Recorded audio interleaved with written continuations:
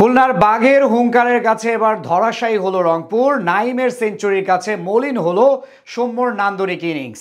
Run বন্যার ম্যাচে অবশ্য লড়াইটা হয় চোখে চোখ রেখে, কিন্তু বাঁচা মরার লড়াইয়ে দুর্দান্তভাবে কামব্যাক করেছে মেহেদী হাসান মিরাজ বাহিনী।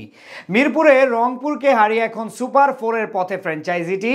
নাইম শেখের সেঞ্চুরিতে রান বন্যার ম্যাচে রংপুরকে হারানোর গল্প নিয়ে বাকিটা জানবো রিপোর্টে।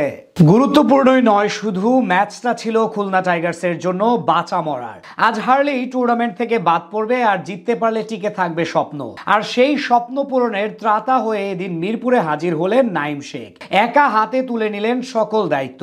টানা 3 ম্যাচ ছেড়ে মহা দুশ্চিন্তায় ছিল রংপুর রাইডার্স। প্লে অফের আগে জয়ের ধারায় ফিরতে আজ তাদের জন্য ছিল বড় চ্যালেঞ্জ। এদিকে টিকে থাকার লড়াইয়ে আজ টস জিতে আগে ব্যাট করতে নেমে শুরুটা দুর্দান্ত করে খুলনা টাইগার্সের দুই ওপেনার। শুরুর দিকে নাইম কিছুটা ডিফেন্সিভ থাকলেও বরাবরের মতো আক্রমণাত্মক ছিলেন ক্যাপ্টেন মেহেদী হাসান মিরাজ। তবে 2 ছক্কা ও 1 চারের সাহায্যে 12 বলে 21 রানের বেশি করতে পারেননি তিনি। আউট হন শেখ মাহাদির বলে। 3 নম্বরে নেমে নাইম শেখকে ভালোই সঙ্গ দিতে থাকেন অ্যালেক্স রস, কিন্তু ভাগ্য এদিন সহায় ছিল না তার। যখনই হাত খুলে খেলতে যাবেন ঠিক সেই মুহূর্তে ডাবল নিতে গিয়ে নাইমের সঙ্গে ভুল বুঝাবুঝির বলি হয়ে ফেরেন রান আউটে কাটা পড়ে। এরপরই শুরু হয় নাইম বশিষ্ঠর ব্যাটিং গল্প। খুলনার বিপদে দুজনই আসেন ঢাল হয়ে। রংপুরের বোলারদের কোনো প্রকার সুযোগ না দিয়ে মারতে থাকেন একের পর এক বাউন্ডারি। 12তম ওভারে ইফতেখার আহমেদকে 3 ছক্কা মেরে অর্ধশতক তুলে নেন নাইম। অপরদিকে 21 বলে 36 রান করে আকিব জাবেদের বলে আউট হন উইলিয়াম বশিষ্ঠ, যার সুবাদে ভাঙে তাদের 88 রানের কার্যকরী পার্টনারশিপ। তবে এক প্রান্ত আগলে রেখে ঠিকই তাণ্ডব চালাতে থাকেন নাইম শেখ। প্রথম 34 বলে 50 হাঁকানো এই ব্যাটার পরের 50 রান করে মাত্র 22 বলের ব্যবধানে, অর্থাৎ তুলে নেন টুর্নামেন্টে নিজের প্রথম সেঞ্চুরি।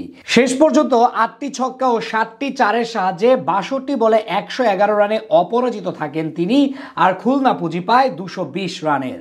জবাব দিতে নেমে আজও ব্যর্থ রংপুরের ওপেনিং জুটি। একাদশের সুযোগ পেয়ে কাজে লাগাতে পারেননি তৌফিক খান তুষার। নাসুম আহমেদের বলে এলবিডব্লিউ হওয়ার আগে করেন মাত্র 9 রান। 3 নম্বরে নেমে বাজে ফর্মের ধারাবাহিকতা বজায় রাখলেন সাইফ হাসান। যদিও 9 বলে মাত্র 7 রান করে আজ ফিরেন রান আউটে কাটা পড়ে।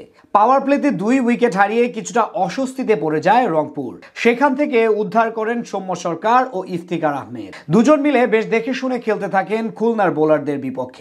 তাদের 36 রানের জুটি ভাঙেন মুশফিক হাসান। আসরে নিজের প্রথম ম্যাচ খেলতে নেমেই তুলে নেন ইফতিখার আহমেদের উইকেট।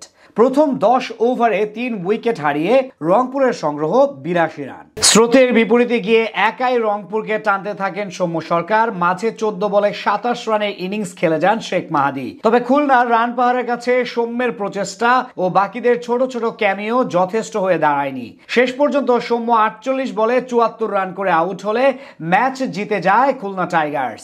এই জয়ে তাদের টিকে রইল সুপার 4-এর সম্ভাবনা।